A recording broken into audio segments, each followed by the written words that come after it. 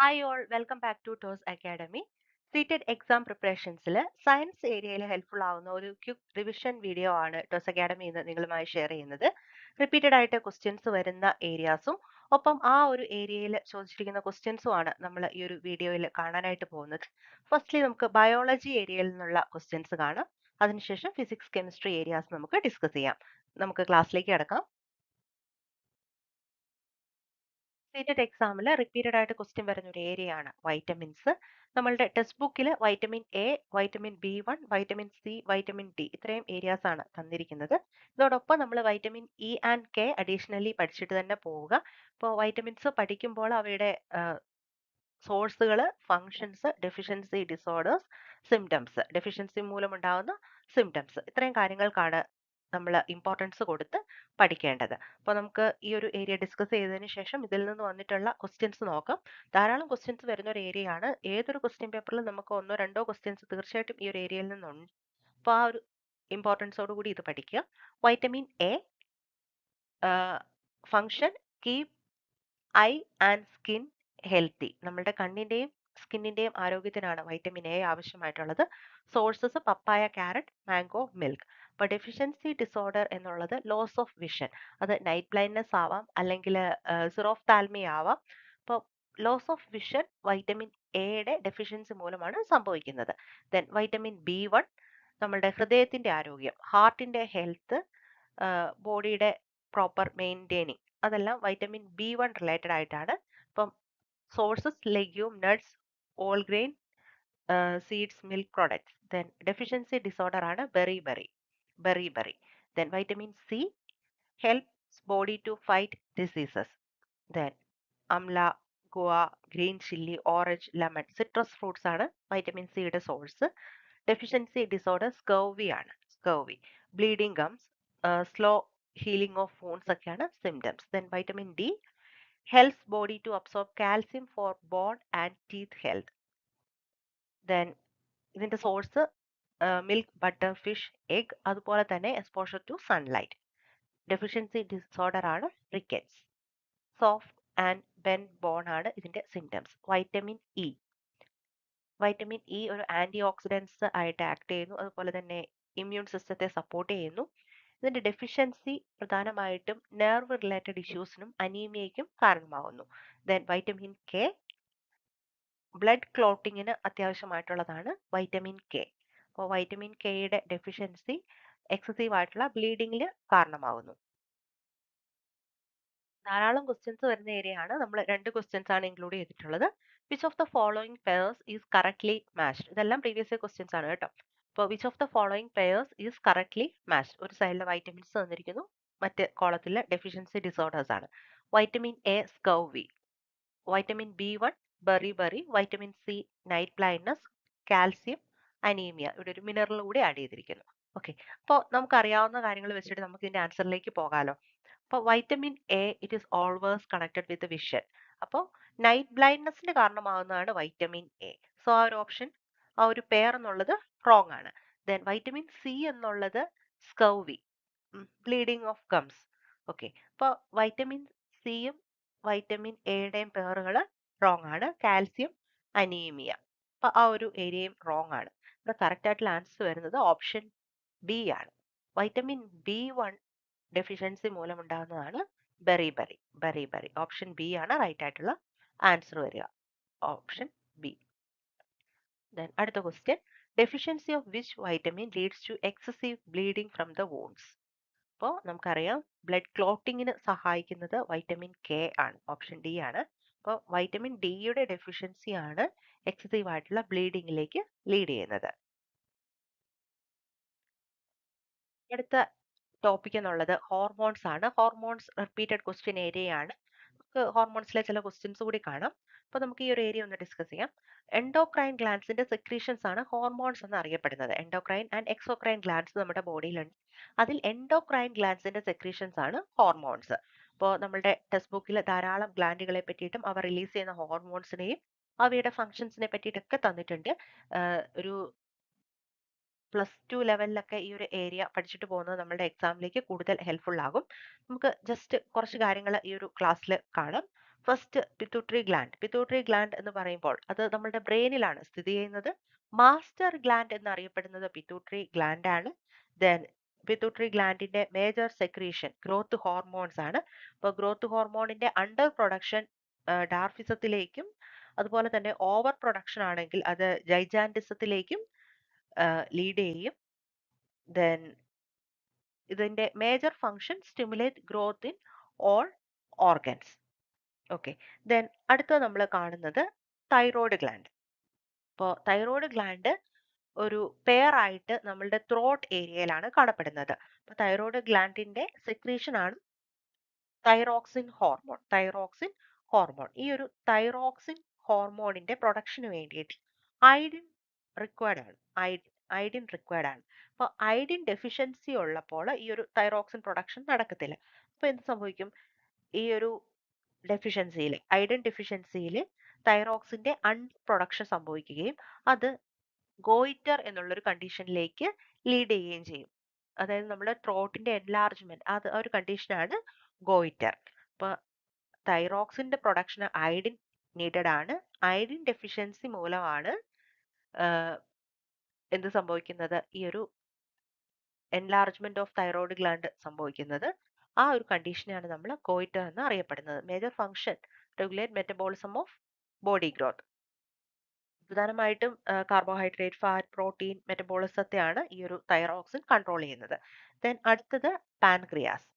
ഇപ്പോൾ pancreas both endocrine exocrine gland ആയിട്ട് act ചെയ്യുന്ന ഒരു ഗ്ലാൻഡ് ആണ്. അപ്പോൾ നമ്മളുടെ സ്റ്റൊമക് റീജിയനിലാണ് പാൻക്രിയാസ് സ്ഥിതി ചെയ്യുന്നത്.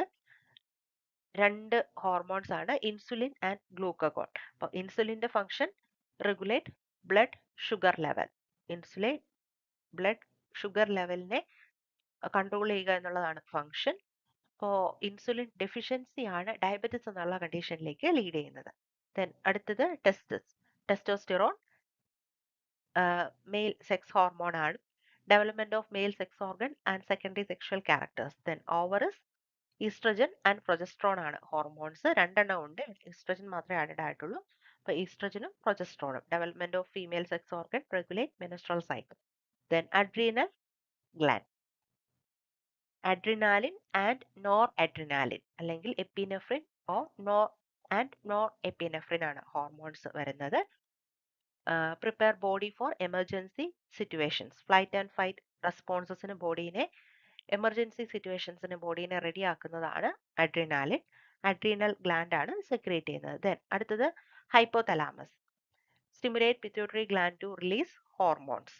ഒരു റിലീസിങ് ഹോർമോൺ ഹൈപ്പോതലാമസിൻ്റെത് മെയിൻ ആയിട്ട് റിലീസിങ് ഹോർമോൺസ് ആണ് അതിന്റെ സെക്രീഷൻസ് വരുന്നത്. അപ്പം ഏറ്റവും ബേസിക് ആയിട്ട് ഹോർമോൺസിനെ പറ്റിയിട്ട് ഇത്രയും കാര്യങ്ങൾ അറിഞ്ഞിരിക്കുക. ഏറ്റവും കൂടുതൽ പഠിച്ചിട്ട് പോയാൽ അത്രയും നല്ലത്. അതുപോലെ നമുക്ക് ക്വസ്റ്റ്യൻസ് വരുന്ന ഒരു ഏരിയ ആണ്.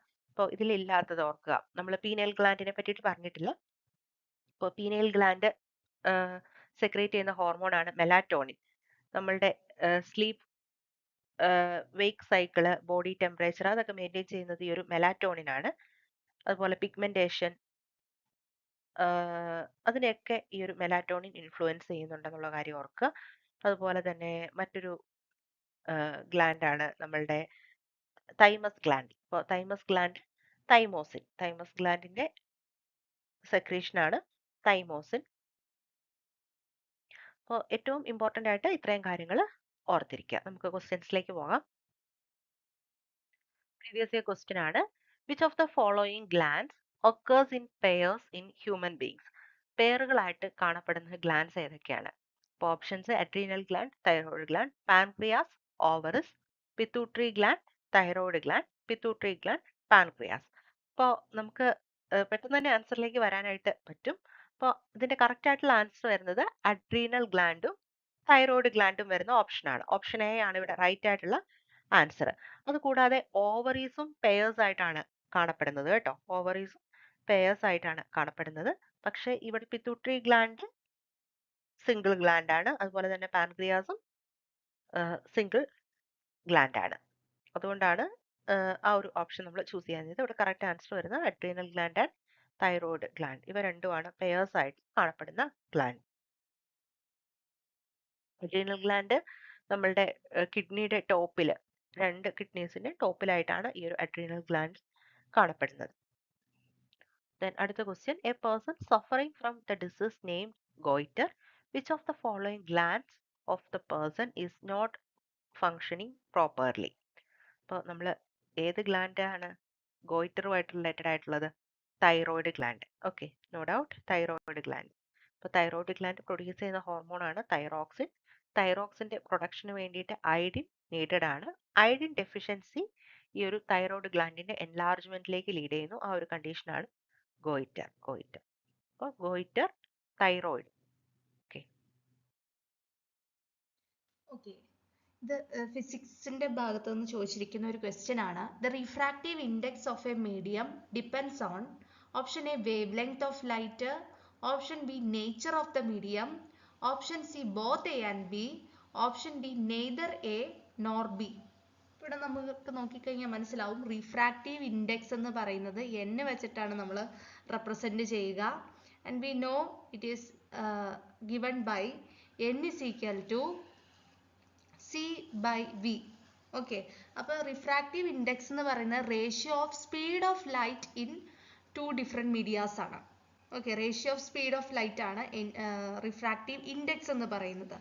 ഈ റിഫ്രാക്റ്റീവ് ഇൻഡെക്സ് എന്ന് പറയുന്നത് ഡിഫറെൻറ്റ് മെറ്റീരിയൽസിൽ ഡിഫറെൻ്റ് ആയിരിക്കും. അതായത് നേച്ചർ ഓഫ് മീഡിയത്തിൻ്റെ നേച്ചറിനെ റിഫ്രാക്റ്റീവ് ഇൻഡെക്സ് ഡിപ്പെൻഡ് ചെയ്യുന്നുണ്ട്.